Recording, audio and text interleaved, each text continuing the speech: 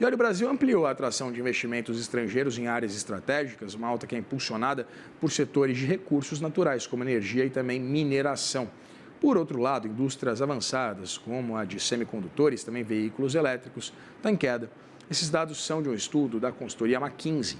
E para a gente detalhar os investimentos estrangeiros aqui no país, converso agora com Nelson Ferreira, que é sócio sênior da McKinsey Company. Seja muito bem-vindo, Nelson. Um prazer ter você aqui no CNN Money. Obrigado, boa tarde a todos, obrigado pelo convite. Nelson, queria começar entendendo exatamente esses níveis de atratividade do Brasil.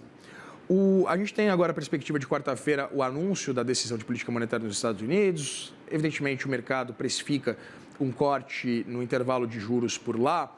E a gente tem essa perspectiva também de um aumento do apetite pelo risco, né, por parte dos investidores internacionais. Que áreas que a gente consegue, então, mensurar que podem ser beneficiadas por esse cenário global de bastante incerteza ainda, né?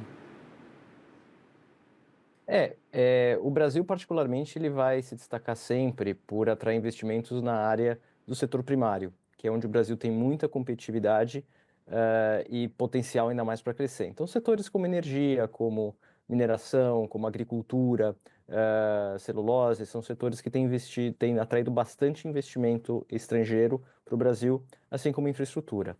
Obviamente, uma perspectiva eventualmente de redução de taxa de juros nos Estados Unidos tende a criar opções para investimentos desses também venham para o Brasil em busca de retornos maiores. E o Brasil sempre vai se diferenciar nos setores mais da economia primária.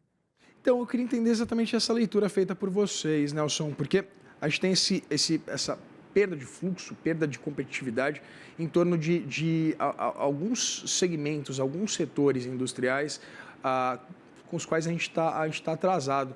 Eu queria entender exatamente que gap seria esse e que tipo de alternativa a gente poderia encontrar exatamente para competir por esse dinheiro de uma forma um pouquinho mais bem-sucedida. O Brasil vem passando por um processo de desindustrialização já há alguns anos, quase algumas décadas. E a grande verdade é que em setores avançados, como por exemplo semicondutores ou de altíssima tecnologia, vai ser muito difícil o Brasil hoje competir com Taiwan, Estados Unidos, China, que tem uma escala e um nível de competitividade muito acima do que o Brasil tem. Não obstante, o Brasil pode recuperar parte desse terreno em outros setores industriais, como maquinário ou mesmo eletrônicos, e a gente vai ter que talvez dar um salto muito mais rápido para compensar o atraso dos últimos anos, através de inteligência artificial, através de inteligência artificial generativa, tem todos os usos de tecnologia e inteligência artificial para realmente dar um salto na produtividade. O grande problema é que o Brasil, nos últimos anos, nós temos crescido muito mais pelo aumento da população do que pela produtividade do nosso equipamento e da mão de obra. A única forma da gente efetivamente fechar esse gap é dando um grande salto de produtividade com tecnologia, com inteligência artificial. Nelson, eu queria entender o seguinte, estava dando uma olhadinha aqui nos dados de vocês. Esses investimentos Greenfield, né, avançam em média de 67% desde 2022. Eu queria entender exatamente esse cenário que vocês apontam nesse relatório. Entendendo exatamente essa correlação, principalmente com o patamar de juros que a gente tem hoje, né? Discute-se muito sobre esse capital especulativo que vem para o Brasil, seja no mercado acionário, seja no mercado de derivativos, seja, evidentemente, também no financiamento da dívida pública. Eu queria entender que tipo de atratividade hoje a gente tem para aqueles investimentos considerados mais qualitativos e menos especulativos, ou né, sendo esse ambiente muito favorável para o chamado rentismo. Esse é um ponto importante. O Brasil não é o único que está nessa categoria. A América Latina como um todo, ela tipicamente atrai muito investimento estrangeiro, mas basicamente para financiar a dívida pública. Embora o Brasil tenha atraído mais investimento, e no período de 22 a 25, nós atraímos em média 37 bilhões de dólares por ano, que foi 64% a mais do que o investimento anual do período imediatamente anterior, do que o triênio imediatamente anterior, mas também muito ligado pagamento de dívida pública e basicamente se aproveitando das taxas de juros reais muito altas no Brasil. Por outro lado, a gente vê que o Brasil ele tem possibilidades em alguns desses setores de efetivamente ser uma grande plataforma de exportação, de ter competitividade e de atrair mais investimento no setor produtivo, que é o que você está colocando.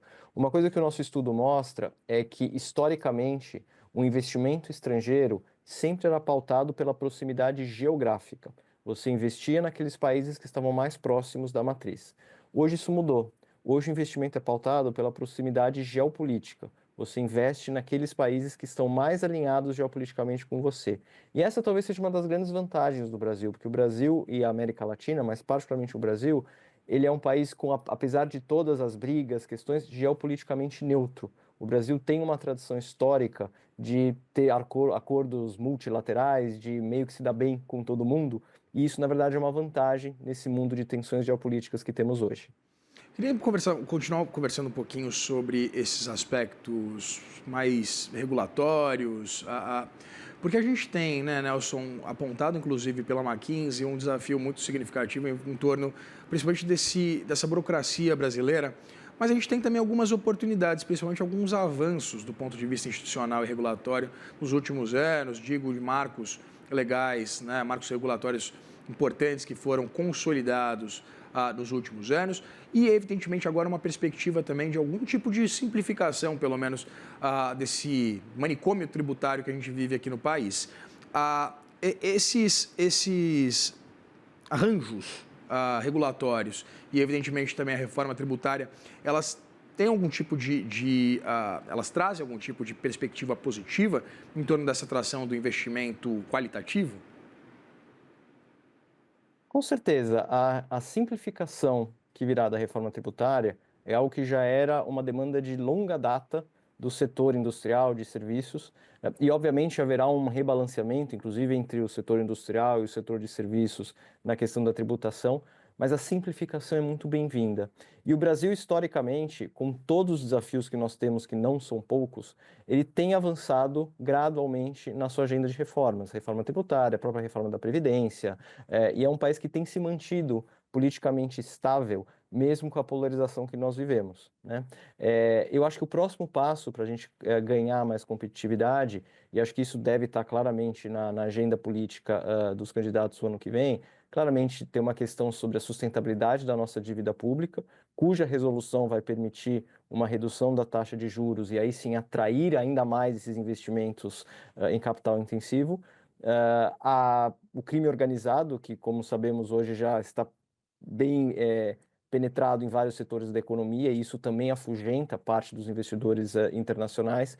Então, a gente ainda tem alguns tópicos ainda a avançar para continuar avançando nessa agenda positiva. Dado esse cenário, Nelson, que você mapeia, né? É evidente o Brasil perdendo o bonde da industrialização, principalmente pensando nessas novas indústrias, né? Envolvendo esses avanços do ponto de vista da tecnologia. Eu queria entender se a gente tem algum risco do ponto de vista dessas características dos nossos principais ativos, de estar muito sujeito, por exemplo, ou a algum tipo de demanda mais focalizada, mais setorial e, evidentemente, também um pouco mais expostos a uma certa sensibilidade do ponto de vista geopolítico, dado esse cenário de bastante incerteza. Meu ponto é, essa ausência de diversificação de possibilidades aqui no Brasil, ela não pode ser perigosa para a gente? O Brasil ele tem uma grande oportunidade e tem um grande risco, né?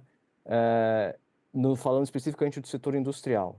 Porque no setor de commodities, por assim dizer, o Brasil é muito forte e vai continuar muito forte, né? Agricultura, mineração, energia. O Brasil está entre os países com energia renovável mais barata do mundo, e o fato da gente ter uma grande base hidrelétrica nos previne de problemas de intermitência que os outros países, ou pelo menos minimiza o problema de intermitência que outros países sofrem. Mas para sua pergunta, no setor industrial, qual que é a grande oportunidade? A gente antecipa que, independente de como as tarifas globalmente vão se estabelecer, é muito provável que o fluxo China-Estados Unidos, Estados Unidos-China diminua. e esse fluxo foi muito forte nas últimas décadas. Isso já está trazendo oportunidades para o Brasil, a gente está vendo isso nas nossas exportações agrícolas. A China hoje importa muito mais soja do Brasil do que dos Estados Unidos, e eu estou aqui hoje nos Estados Unidos, eu tenho acompanhado bastante a preocupação dos agricultores americanos nisso. Mas você também vai ter uma possibilidade de substituir as importações que vinham da China para os Estados Unidos. E aí nós vamos competir com o México, Costa Rica, Colômbia, Sudeste Asiático. O nosso competidor não é a China. O nosso competidor vão ser outros países emergentes cuja produção industrial pode ser mais competitiva que a nossa. Por isso que na minha visão, não é, a nossa competição não é tentar fazer o semicondutor aqui para competir com a China, mas é tentar ser tão competitivo contra esses outros mercados emergentes que podem eventualmente entrar nos Estados Unidos e substituir o produto chinês. Conversei com o Nelson Ferreira, sócio sênior da McKinsey & Company. Seja bem-vindo, não. Muito obrigado, Nelson, pela disponibilidade de conversar com a gente aqui no Money. Muito obrigado, boa tarde a todos, boa semana. Para você também.